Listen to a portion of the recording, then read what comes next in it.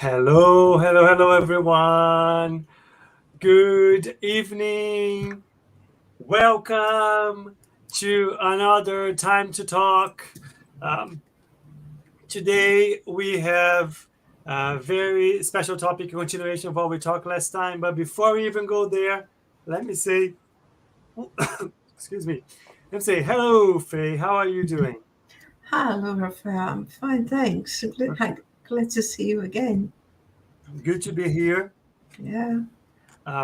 Every 2 weeks, a little bit of a break for us to reflect about mediumship, right? Kind of forces us Yes. to kind of keep thinking about it and keep learning. Always. Um, Yes. so today is officially the beginning of our third year. First episode of our third year, That's episode it. 53. Hmm. A Wonderful. lot has been, we have been through a lot. We have been through a lot. Uh, but mediumship there's a kind of thing that there's always new questions, reflections, even as you go along. I mean, new situations will come your way and you might have different questions or just new doubts, new situations that we've been going through. So there'll always be something to kind of discuss, go back to, clarify, and etc. Today we need to give like a big shout to Ebony. Unfortunately, she cannot join tonight, but she sparkled the conversation discussion that we're going to have today based on our last episode. So if you haven't seen it, I would recommend you go back because we were talking about very interesting episode. Before we start, I think I'm going too fast. Before we start, the usual um, need to say thank you to the Spiritist Society of London (SSL) study group dedicated to studying Spiritism here in the UK, here in London. Um, SSL is part of BUS. BUS is a federation, is a British Union of Spiritist Societies here in the UK, also bringing a lot of different initiatives, trying to connect and develop the, the study of Spiritism here in the UK. And last but not least, Kardec Radio, which is a broadcaster bringing a lot of content about Spiritism for many, many years now, in different formats, different content. Go check their webpage. Kardec Radio even has like an app. Go download the app so you can keep up with everything that's available. Right. Today, episode 53 and mediumship and the mind, which seems very how can I say, ethereal, right? But it's actually not. It's actually quite scientific. I think that's the main um, purpose. And then whenever we talk about mediumship, we try to bring it down to earth. Um, we always use words like organic and natural because we want to detach the link that a lot of people have of mediumship with something, astrological, magical, ethereal, Mm-hmm. and you bring it to Yeah. something more down to earth, physical, part of nature, scientific. So, a quick overview, let's say, a quick summary of what we discussed last time. Last time we were talking about when um, when can a medium tell, how can a medium tell if they're really receiving a message from the spirits or if it's their imagination. And we talked about the importance of self knowledge, learning about yourself, understanding yourself, your thoughts, what triggers you, the emotions that you have, because that makes it easier for you to identify with time and with practice. Oh, this is my thought, this is not my thought. Or there's a changing line of thought and emotions, feelings, etc. out of nowhere. Is it coming from me? Is it not? So it's a big element in terms of knowing about yourself. The other one that we also talked about was especially if you are working with mediumship, you're not quite sure. Don't let that doubt freeze you, stop you from working, or stop you from telling and sharing with people that are working with you. And this is what I'm seeing, what I'm receiving, I'm hearing, and so on. because in the end, that's what the work is there for. If it wasn't a spirit, slowly we'll be able to realize, we'll understand. If it is, then it's great. Go ahead, just go ahead, share what's coming to you. And anyways, that's in very simplistic terms what we discussed last week.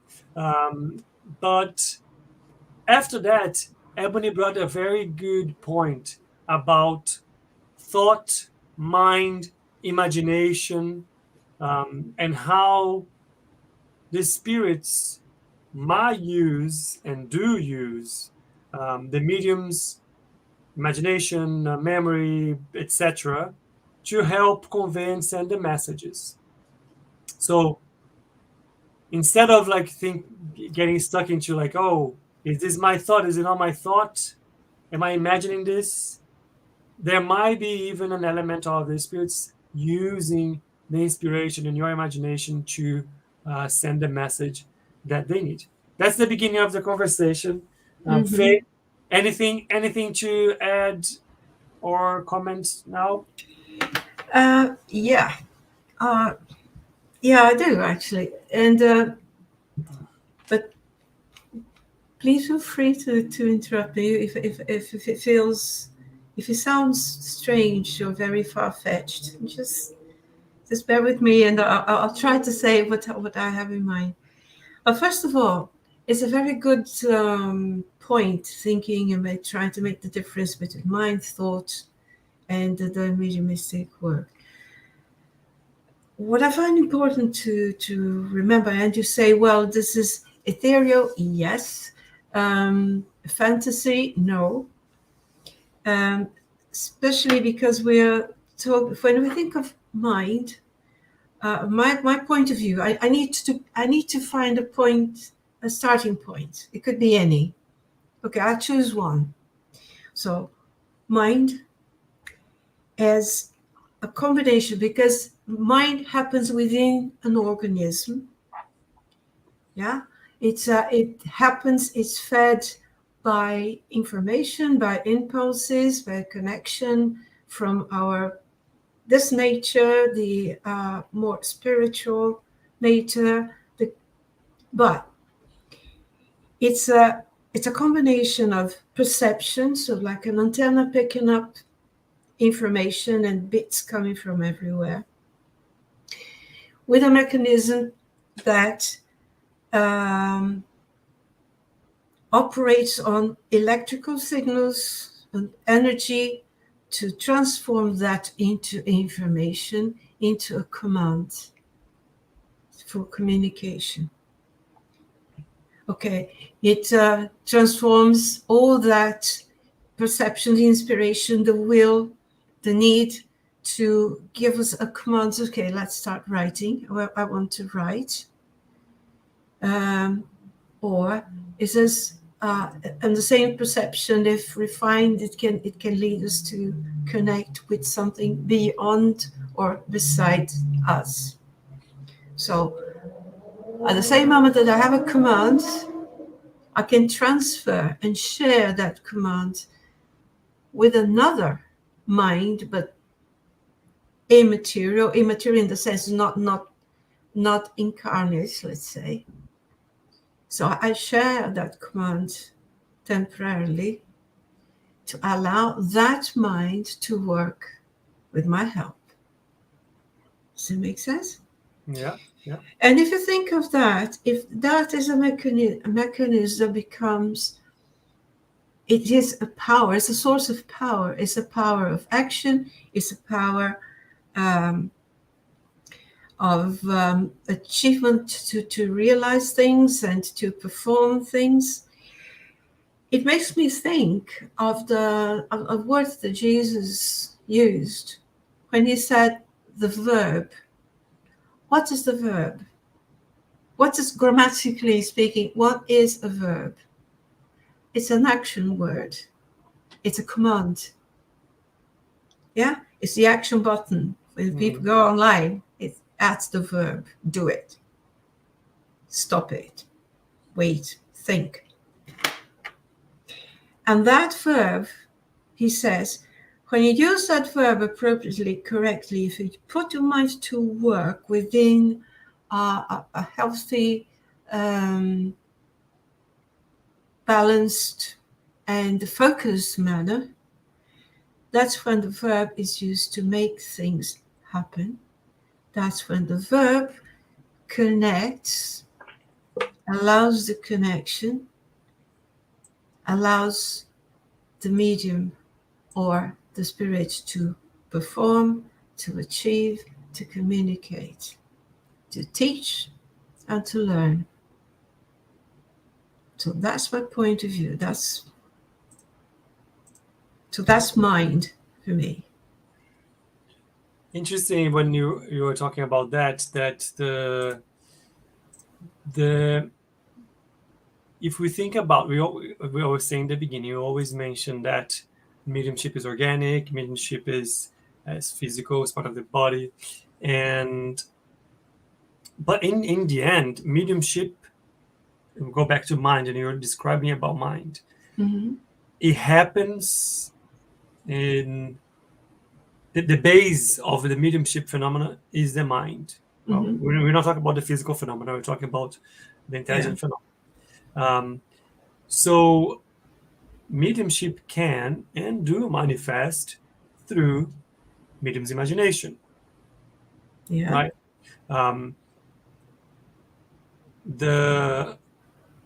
We have in many sessions different types of mediums, right? Have mediums that are able to give voice and ears to the spirits. But we also have other mediums that connect in a different way, and they are shown, or they can see mental images of what's happening to that spirit, or happened to them, where they are, where they're going. So, and what is that? The perception, the creation of those mental images. It all happens in your mind as well. And the more you have, like, if I would say, if we would to do a parallel with a computer, right? The more archive you have, the better, the more malleable it is, your mind, to help understand, see, project those images, the words, and so on. But the thing is, using part of the imagination to be in your mind, it doesn't take away the reality or the seriousness of the content of what is being brought to the medium. Mm-hmm. And I think that's an important element to take. Do not allow it to be like, oh no, it's because the medium is imagining it. And in one way it might be, but the imagination, it might be guided through mediumship. Yeah.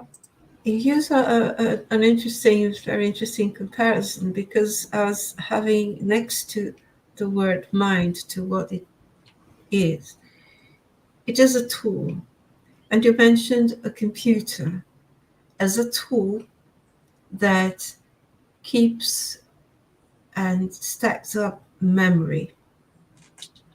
Now, a computer can work offline and online, right? It can work and produce by I don't have the word now. Anyway, by doing its best from what is already archived, what is in its HD, in its hard drive, or it can work online, connected, using the archive, connected to the online information. So in that sense, I would put the mind and mediumship in a similar, I'll add the parallel to that. Because can we work on imagination? Well, it's not imagination, it's our hard drive. Yeah. It's our experience. And it is necessary. We need to work the experience to bring out experience, learned memories, God knows where from. And we don't need to know where from, but we know it's there, to elaborate more on thoughts, on actions. Make it flexible, mature it. Just as an athlete flexes and prepares muscles for a certain task, for a certain race, we prepare mind tools for a certain task as well.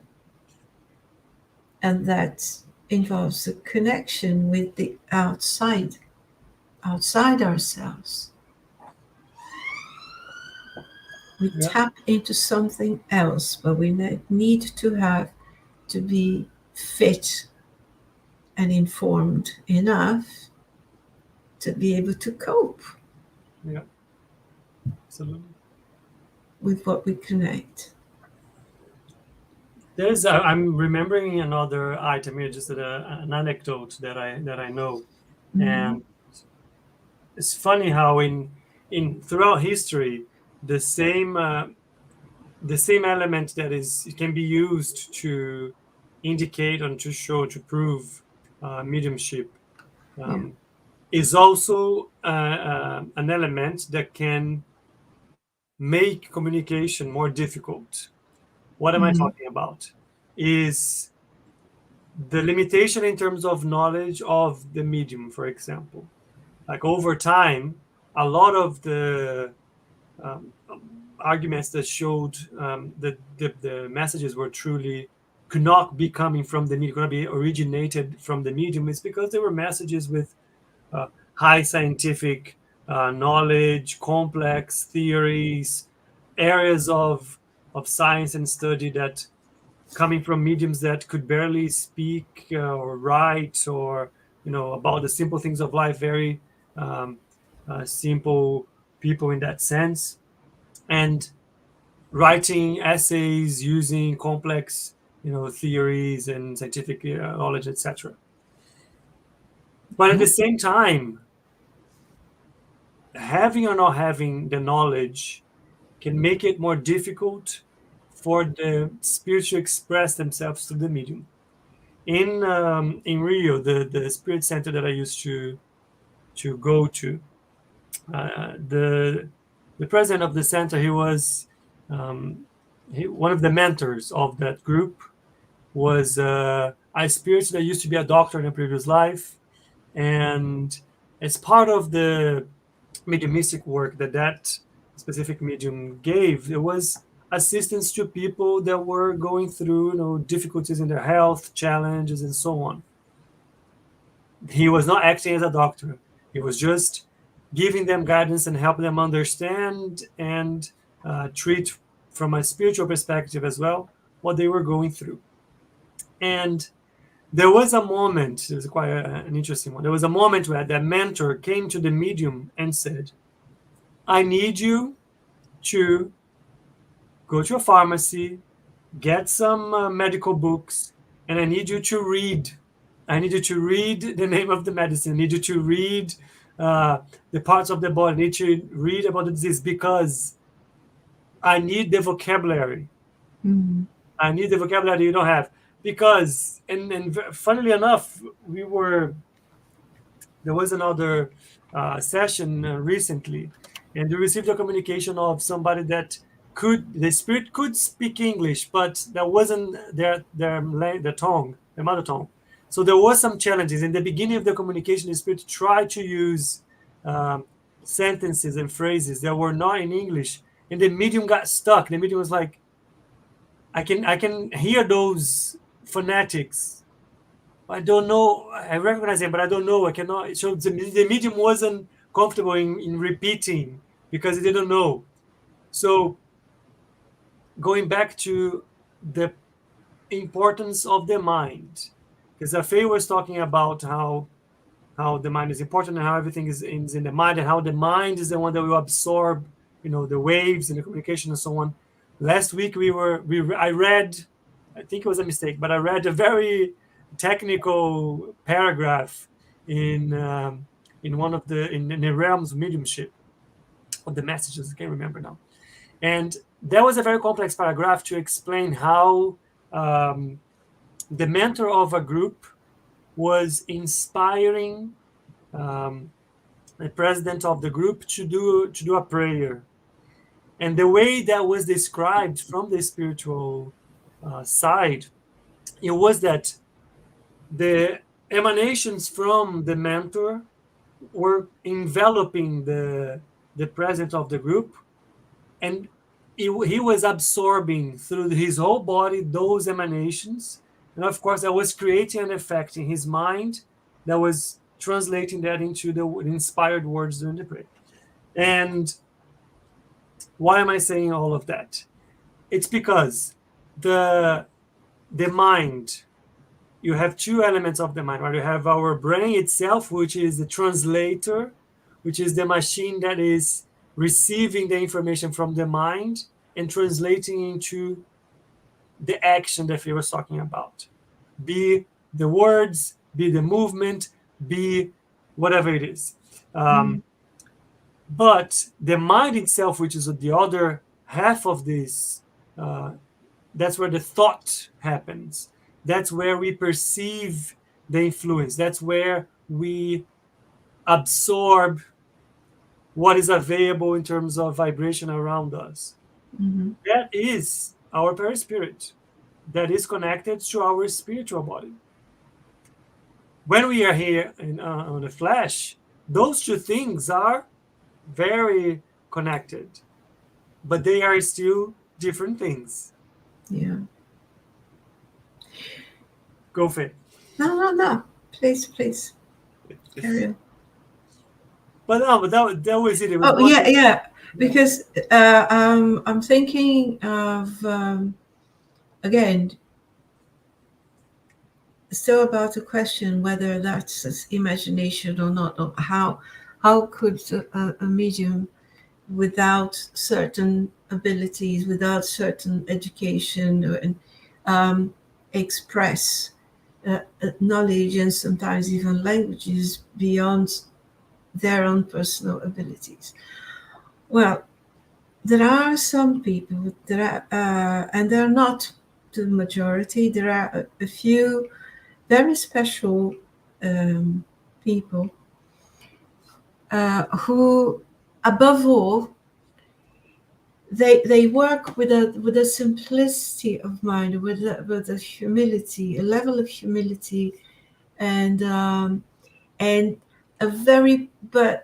incredibly powerful faith and trust in their mentors, in what they're doing, in their service to charity, to Jesus, to the group. So the trust bond is so strong that they give themselves to this task completely without holding back anything. They're not thinking, well, I don't know this, or I'm ignorant of that. They are there, I'm here to serve, I'm here to work. And these rare people who are completely and totally Faye of proof in their faith and their trust are malleable enough to allow whoever needs to speak, to manifest through them, be it speaking, be it through healing, be it artistically, and give a full representation of what the message is meant to be, what the artwork is meant to be. But these are not the majority. Even these, as they go, gets to a point in which the humility, the faith, and the trust are not enough. because it comes to a point where they, as you say very rightly, the tools, the physical, the biological tools, the mechanisms are required, because you can only do so much to express. I mean, if that medium were, if there were a medium to do running, for example, he could run as much as his body could take. He would do it until he dropped. But then he would probably be better at running if you did a proper fitness program, if he prepared accordingly, so that he could run more efficiently, longer, to cover a longer and a wider distance. So his physical mechanism would have to be exercised and flexed and improved. Yeah. And then if you transpose that into what other abilities, knowledge, vocabulary, ability to write, ability to read, ability to paint. Otherwise, the spirit will only get to the best he can achieve of that person's resources. And that person's resources may be limiting the amount of information that the spiritual world has to impart to us, because they lack the vocabulary, for example. It would be like a bit like, it gets to the point, it's a bit like work with the Chinese whispers. If you say, well, please learn a bit of that sort of terminology, yeah, because if they're not familiar with the terminology, they cannot identify it. I mean, the computer wouldn't read it, the brain doesn't read it, therefore it cannot transform it into action, into communication. Does it make sense? Yeah, absolutely. So how much of that is imagination, how much is not? How can we tell the difference?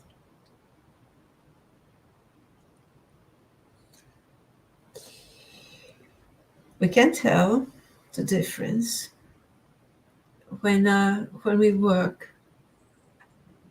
When we work, if let's put a situation in which the medium is in contact with their mentors, is identified, it trusts the mentors, and you say, oh, I don't know who my mentor is, but never mind. Well, it trusts the level, the quality of communication. But you can see if the communication that's received gets into a vicious circle of repeating itself. It doesn't move on, it doesn't go forward, and the spirit wouldn't have any reason to keep repeating themselves. Or the communication reflects very much a personal style of the receiver, of the medium.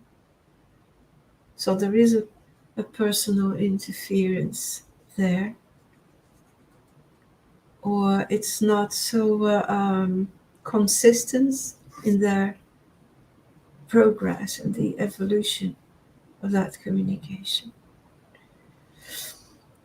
Let's assume that everything I do seems to be progressing well. Yeah, all the texts are different. The information is something I never thought of. It's not my vocabulary. It's not my style. I would never say that because I don't know that. Everything seems to be working fine, but I would still have some doubts. And my mentors would expect me to question. Who's there? Is it me or is it you? And more than that, I should be prepared to work with other people, more experienced, less experienced, but people with perception anyway. Yeah. And be prepared to receive their feedback. Yeah. I think that's an important element, which is the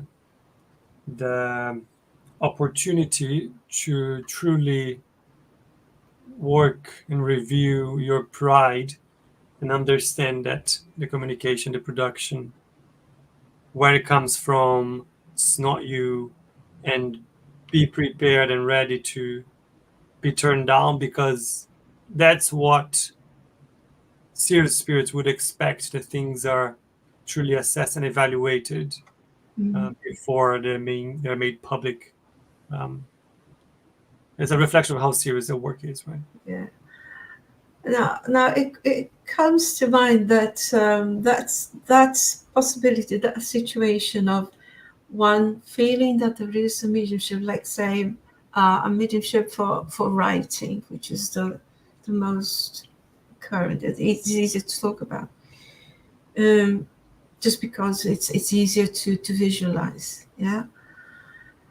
So I receive messages, interesting, important, beautiful, serious messages, but I don't find anyone who seems interested to even look at them and give me a feedback. What do I do?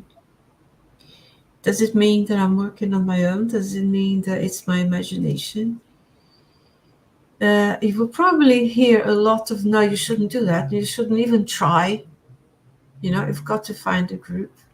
Well, it's excellent if you can find a group quickly, a group that you trust, a group that is receptive and is prepared to teach and learn and appreciate and evaluate things with you. Yeah. Sometimes it takes a while until we find that. But there are very good people who are more than willing to give mediums, new and old, the support, so that they don't keep isolated without a reference, or afraid to hear that maybe that's just your imagination, maybe you should do something else. No. Yeah. You mentioned a few things, Faye, that I think are kind of tie a lot of things. They're very useful. And even ties back to a comment that Marco, hi Marco, good to see you. Marco dropped for us when we were talking about, I guess the responsibility, more than the responsibility, the opportunity. I don't want to become heavier than it's needed, but the opportunities that come with mediumship, and how people might resist to those things, or they might not understand how it works. You talked about us. You mentioned a few words that I was just thinking about. Yeah, there's an element of the understanding of mediumship and how the assimilation of thoughts that's always around us. Yeah. That mediumship, in a very simplistic sense, is the ability to tune into and allow this assimilation to happen in a more intense way for a specific spirit. And Marco brought an important comment here, which was it was from the Medium's book. He says here, Medium's book, chapter 17, Formation of Mediums, 13. There are some mediums who only use their faculties with reluctance. And then the spirits go says that imperfect mediums, they know not the worth to the favor accorded to them. So it's related to if you have the mediumship but you are reluctant to use, you're missing out opportunities that are in front of you in this experience. But I want to go back to the beginning. We were talking about the brain and the mind as the tools. They are the center of it, and how we're talking about assimilation. The more we study, the more we read about mediumship, the more we understand that thought is energy, right? Is around us. But as physical as electricity, as light. There are waves and there are antennas. Our minds are like antennas that emit, send, and receive those waves. And our ability to identify which waves are ours or not, it comes with reflection, training, exercise, self-knowledge, etc. But also the ability, if you have the ability to tune in specific thoughts and give in to that specific thought in communication, it also comes with exercise, understanding, development of the ability, and so on. All of that comes from what? Comes from the will. The medium needs to want to do these things. There's nothing. Look, I'm not saying that there aren't mediums that are in a state that spirits can just overtake them and do things because it happens. What I mean is the will of the medium needs to be directed at how to develop, understand, control your mediumship in a way that you can avoid for those things to happen, or in a way that you learn how to control those things because you understand that that's a matter of assimilation, that's a matter of the thoughts and how those wavelengths are around you, and so on. So the will is not necessarily to give in or not. It's the will that we allow you to become a medium that can be in balance, let's say, in terms of how you use your mediumship. Right. Rafael, it would be nice to hear if anybody else would have any sort of question or experience or doubts to share. That would be nice to help the conversation. But I would like to stay to expand a little bit on 2 words, 3 actually, from that passage that you've just put from the Medium's book.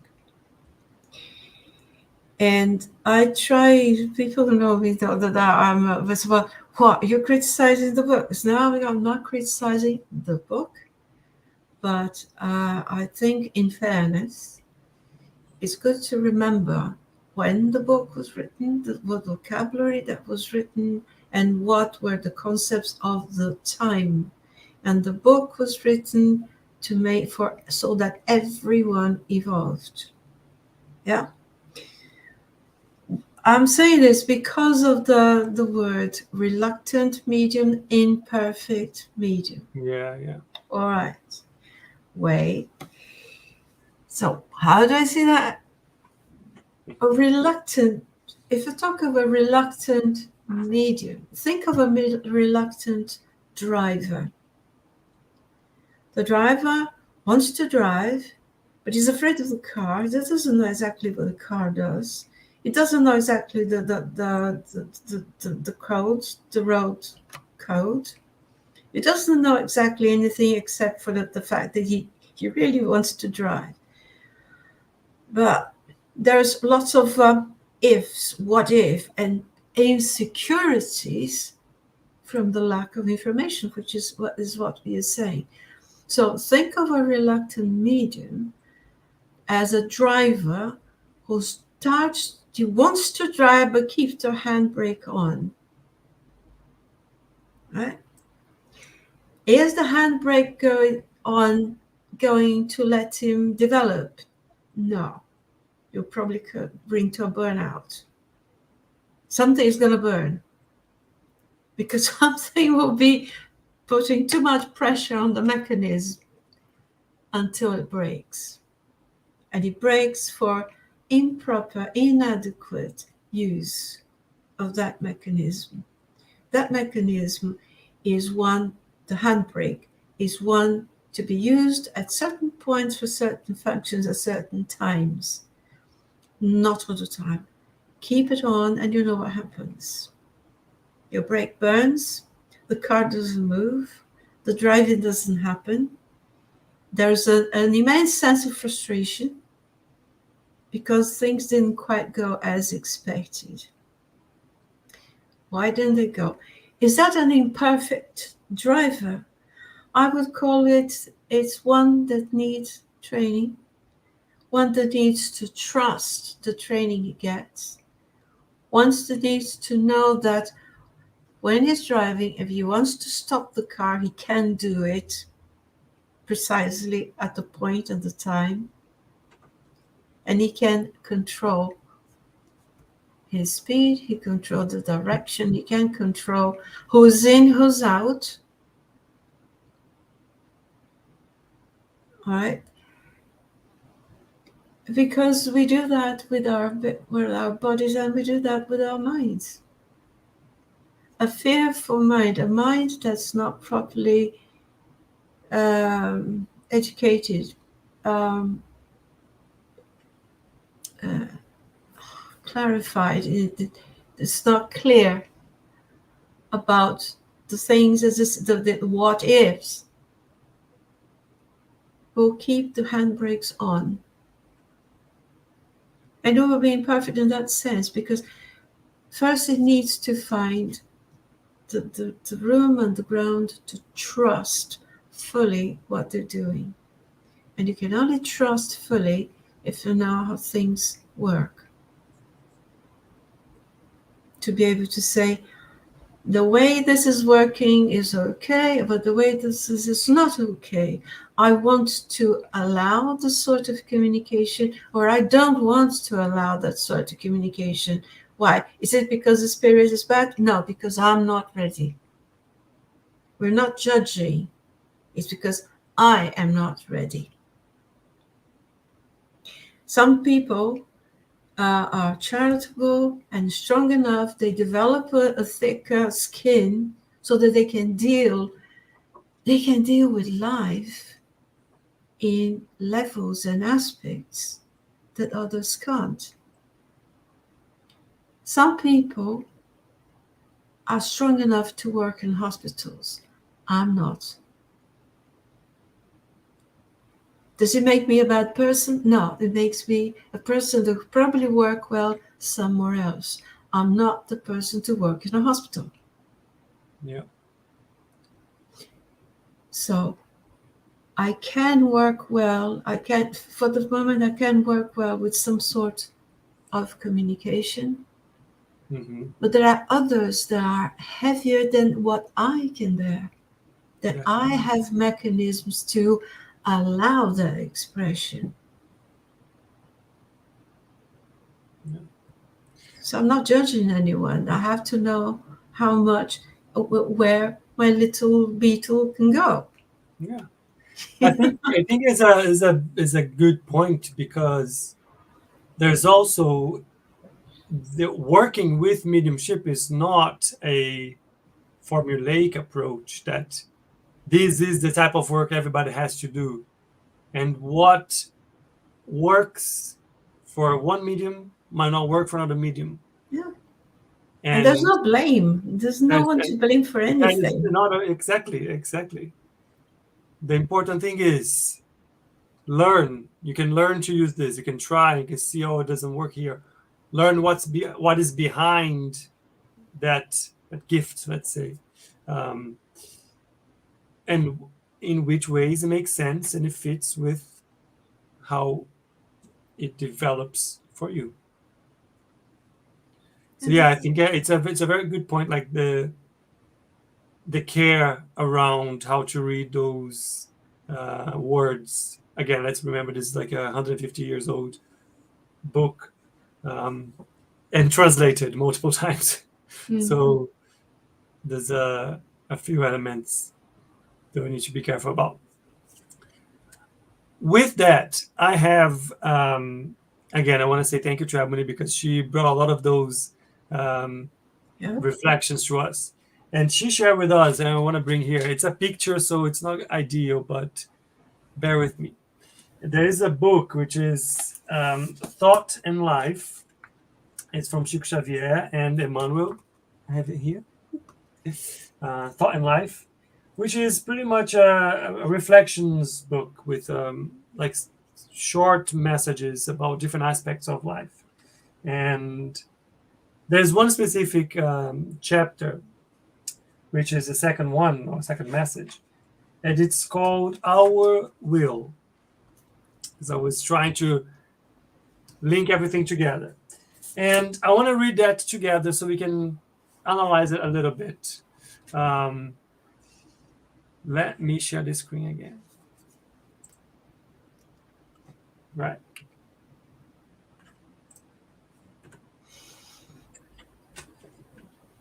So our will. We can compare the human mind, which is the living mirror of awakened consciousness, to a large office subdivided into several departments. In it, we find the Department of Desire, where purposes and aspirations are at work, stimulating us to activity. The Department of Intelligence, which expands evolutionary and cultural assets. The Department of Imagination, slowly joining together the riches of ideals and sensitivity. The Department of Memory, where archives of our experiences are kept, and yet all the departments that define the many functions of the soul. I'm going to stop here for now. I love this image of the different departments in the mind because we can clearly understand, right, those things. If you think about ourselves, we can clearly understand the Department of Desire, Intelligence, and Imagination, and we can start to kind of compartmentalize how things operate in our mind and our thoughts. And when it says Department of Imagination is being a critical part of our mind, joining ideals and sensitiveness, it starts to be clearer and obvious how that can be used, let's say, during mediumistic messages. Anyways, I'll keep going.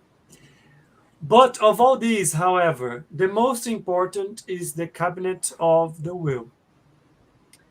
The will is the enlightened and vigilant manager that supervises all sectors of our mental activities.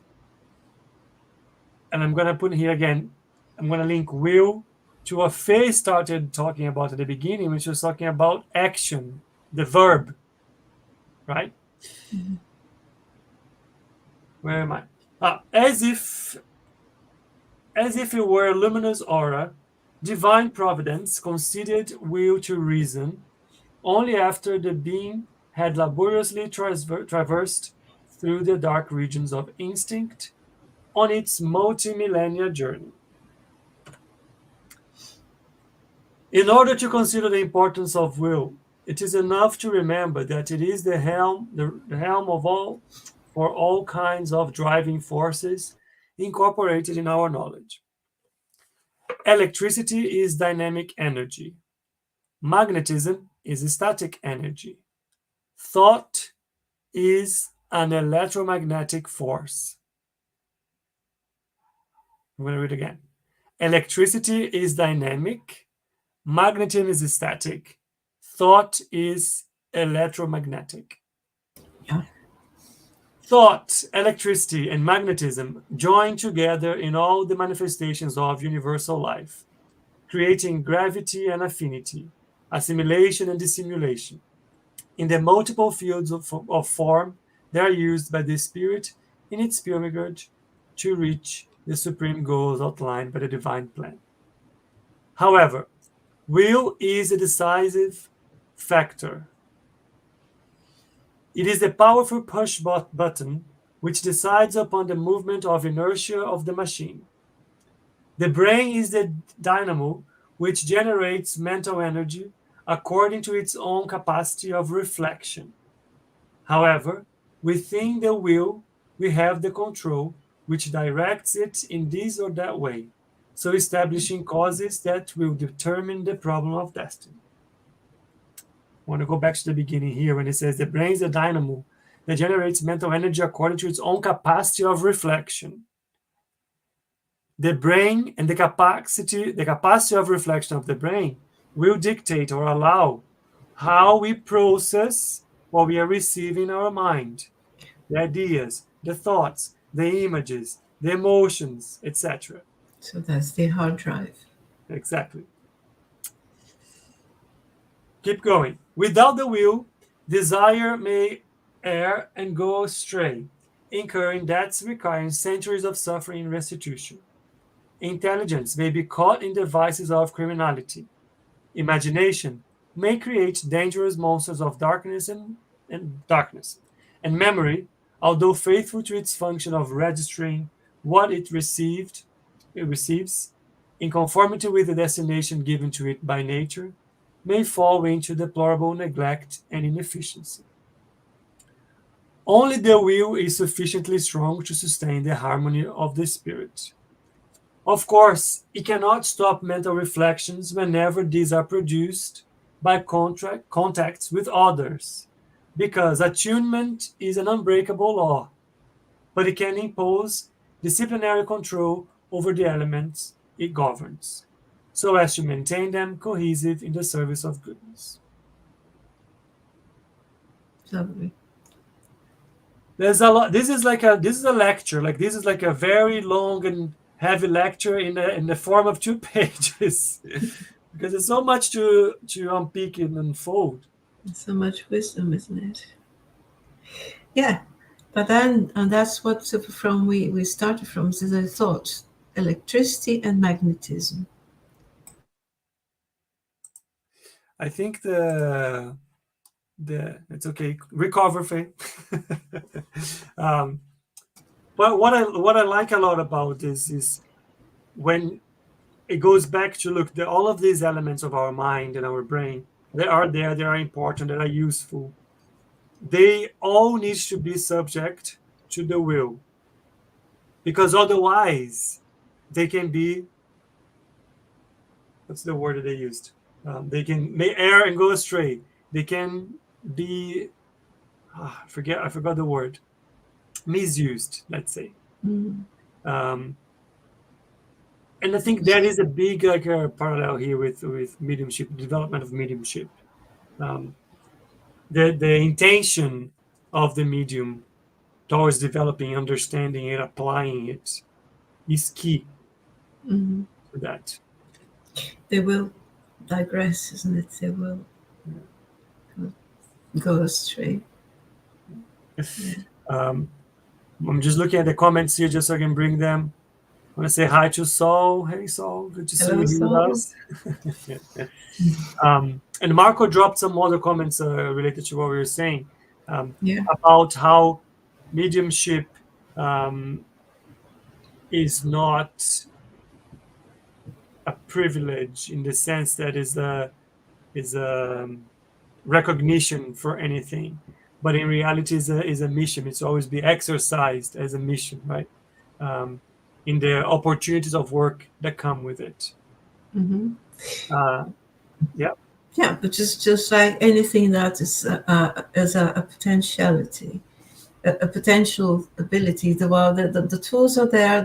All the elements, the basic elements are there. But it depends. It's just like a musician, just like a manager, a teacher, or whoever.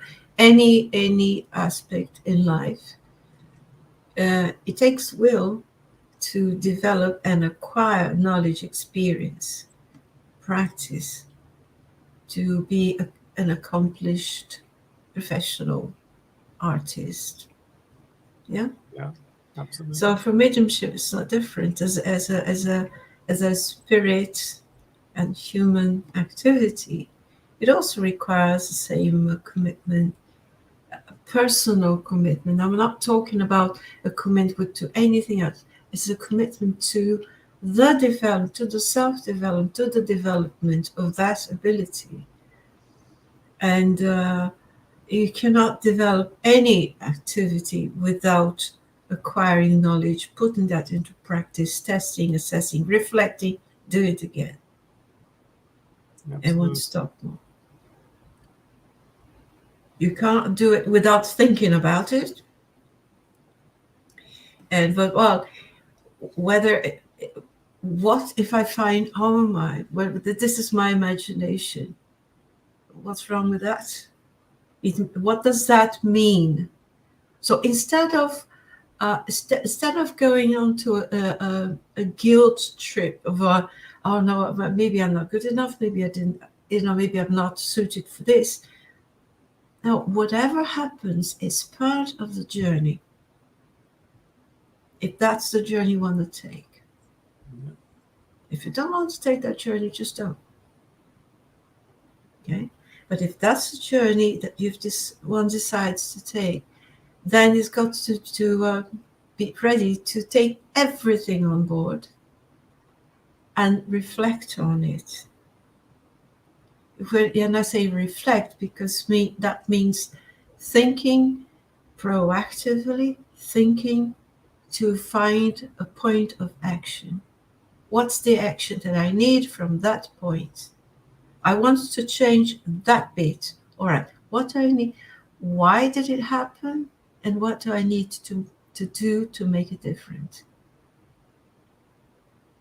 Yeah. I'm not meditating alone and say, well, whatever will be, will be. No, whatever will be according to what you decide where you want to go. Exactly. Very good, Faye. Great way of conclusion because our time is up. Let me bring our announcements before we close. As usual, you have the messages. If you'd like to join the different groups, also studying different things on every Monday at 8 p.m. UK time. We are doing the Andrea Louise studies. We already did Astro City. Now in the second book, which is the Messengers. So every Monday, if you'd like to join us, here are the details. Then every Wednesday, we have Spiritual Light. We have different guests and different topics every week. So just tune in. You'll be able to see in Buzz YouTube channel what is coming up. Make sure you follow and turn the notifications on so you don't miss out. And if you'd like to expand a bit more your knowledge and understanding about mediumship from a spiritist perspective, we have the Mediums book study group every Saturday at 10:30 a.m. So you're very, very welcome to join us as well. That's what I had for today. So I want to say thank you, Faye, very much for being here with me once again. Thank you to Saul, Mark, and everybody else is out there. Thank you to Ebony for bringing the reflections that we used. Absolutely. Thanks, Ebony. And that's it. Thank you very much, Faye. See you next time. Thank you, Rafael. Thanks, everyone. Hope to see you next time. For sure. Bye-bye. Bye.